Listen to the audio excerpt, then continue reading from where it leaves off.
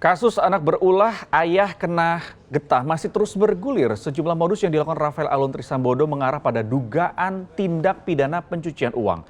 Menko Polhukam bahkan menyebut ada transaksi mencurigakan hingga 300 triliun rupiah di Kementerian Keuangan.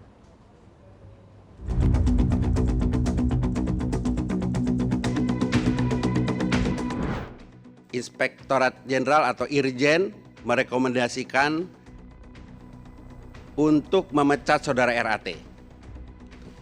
Usulannya sudah disampaikan dan Ibu Menteri sudah menyetujuinya.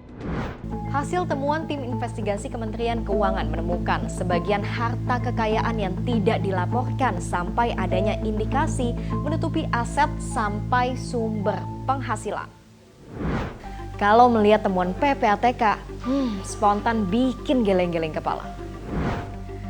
Sepanjang tahun 2019 sampai 2023, PPATK menemukan nilai transaksi atau mutasi dana senilai lebih dari 500 M, setengah triliun rupiah. Sebagai pengingat lagi nih, total gaji dan tunjangan saat Rafael menjabat sebagai eselon 3. Ini dia yang bisa dibawa pulang setiap bulannya.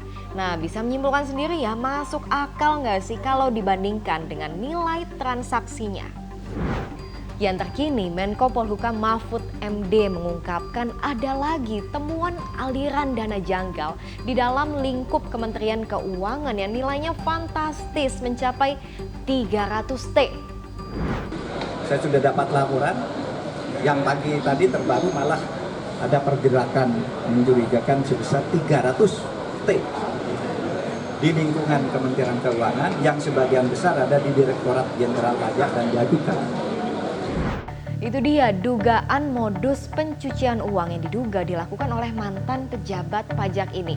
Yang pertama, dengan memecah-mecah nilai transaksi supaya nominalnya terlihat lebih kecil. Yang kedua, menggunakan nama orang lain untuk kepemilikan harta bendanya.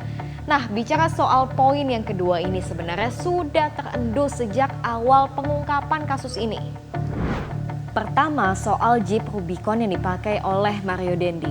Ngakunya dijual Rafael kepada kakaknya. Namun pas ditelusuri ternyata kepemilikannya terdaftar atas nama orang lain yang tinggalnya di gang sempit. Kedua, soal motor Harley Davidson yang juga dipamerkan Mario di medsosnya. Diakui punya menantu Rafael. Namun hasil pelacakan KPK, moge ini ternyata gak punya plat kendaraan.